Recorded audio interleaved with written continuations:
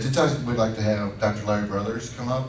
Dr. Brothers is an optometrist and has an office in Joplin, Missouri, and he's worked with a lot of the ONH patients. Dr. Larry Brothers.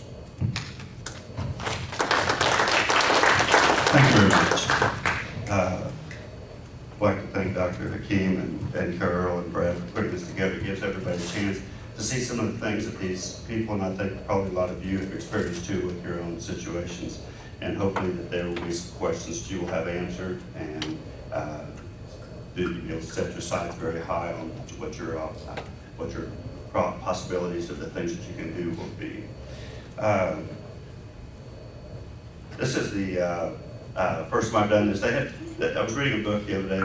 There's a story. It was a bestseller it was written a long time ago about a man named John that he was writing a story, and he was talking about a blind man by the side of the road as he was walking by.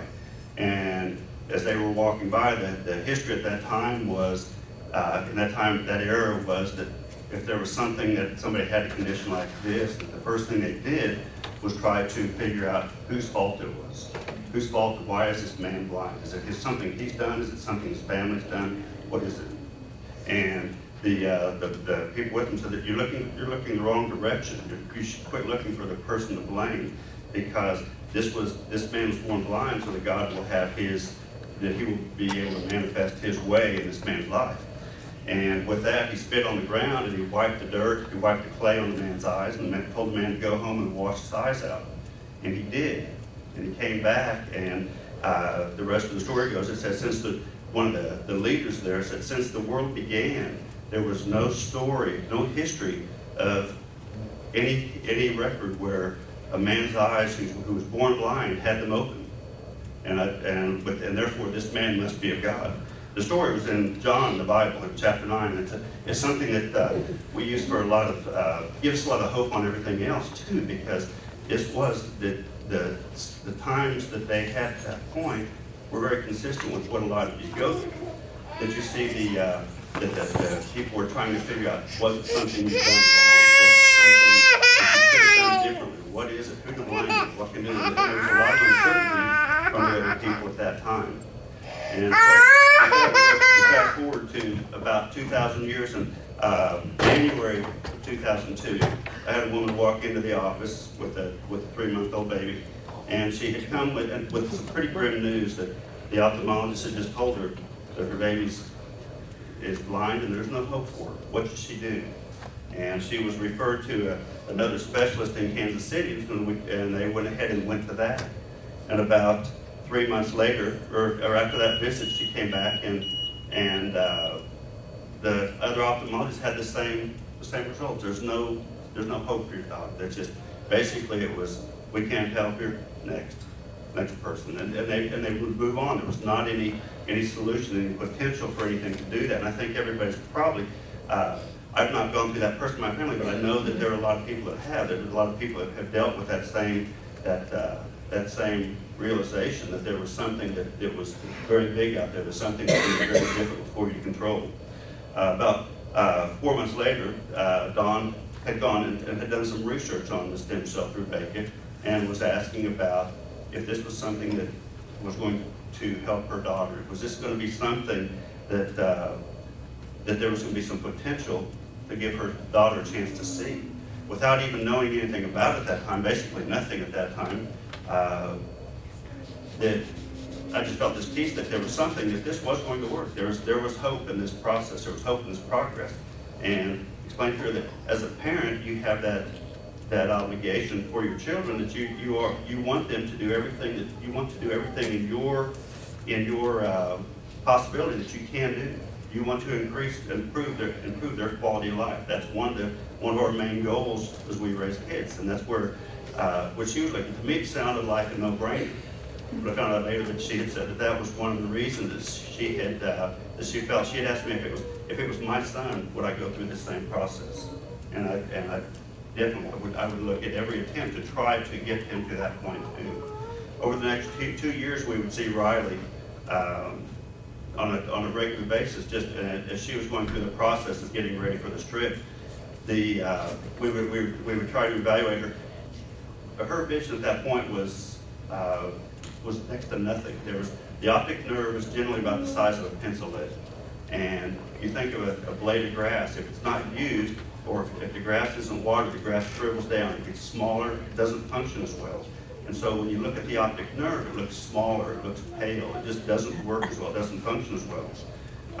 There was no measurable vision. It's not like in the cartoons where you will see somebody that's pretending to be blind and put their hands in front of their eyes trying to see if you can elicit a response. That doesn't happen with the parent. That's not, I mean, it's not, there's no humor in that at all. It's a reality in their life. And so by 2007, she had had everything ready to go for her trip, to take Riley for the stem cell treatment. Not knowing what to expect at that time, we could only speculate what was going to happen. We had many conversations. Is the optic nerve going to get bigger? Is it going to get better? Is that blade of grass going to get better as it goes along? Or will the vision come back later? What's going to happen? Nobody knew at that point. And we thought, just like that withered vine, maybe that optic nerve would get bigger, the color would be there. It's just, at that point, we didn't know. The other thing that we discussed on those visits was the number of the psychological, the emotional, the financial setbacks of dealing with these situations. It's a new enough process that I even see it in my practice that some of the medical professionals will look at it and say, it's a scam. There's nothing to it. But when you see these children, you know that's not true. There is hope for these. There is hope for these conditions. But she asked me about a week before she left that she said, "Would you be able to do the follow-up?" And the first word that popped in my mind was Lazarus. And I thought, I get to see a miracle. I want to get to see this thing first person. This is going to be the coolest thing. And with that, she went to China. She asked, and I thought, I'll do the follow-up with no problem at all. About 2 weeks later, I walked into the back door of the office and I got a phone call at 8 o'clock in the morning. And it was Dawn on the phone, and she said Riley had just had the second treatment, or was prepared for the second treatment, and the doctor shined the pin light, the little flashlight, into her eyes, and with that she flinched. Now this is with an optic nerve that did not work. They don't see the light; it's black. It's just there's nothing there. If you can imagine going into a dark room in a closet at night, in the middle of the night, that's what the eye sees. So when they shine this flashlight, she turned away. This was something new. So as Dawn was crying on the phone, I was the same there, and all I could think was, wow, how overwhelming this is. This is something that she's got a whole lot of work ahead of her now, because now she's got to deal with a sighted child. The visual system, when you're born, you don't see 20/20. You see pretty good, but as the brain system, as the visual system works, the nerve gets better, and the nerve works better, you see better. Then when you see better, it works better. And so it's a gradual learning process on how to get your vision clear. There was one, I don't know where, but they used to have that when I was young, Wonder Bread commercials, and they always talked about how to build strong bodies 12 ways, and they talk about the formative years, and that's the way it is with the vision system. The eye has to work well. This is why you see problems with a lazy eye. It doesn't develop as well. And so the brain just ignores it and goes on to the good eye and leaves the other one to go down, just to stay where it is. So there has to be some growth as we go along. Now, with Riley being able to see at 6 years old, she was like a 6-year-old infant. She was like an infant that could talk and tell you what she sees. It's so different from what we expect. But she had so much work ahead of her.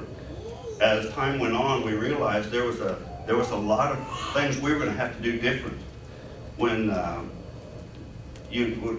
her first visit, she came into the office, and it's not like you can sit in the room and say, look at the E on the chart here. One, they can't see, they don't know their letters. They use Braille unless they can actually touch them. They don't know the tactile sense. They don't know what that picture is.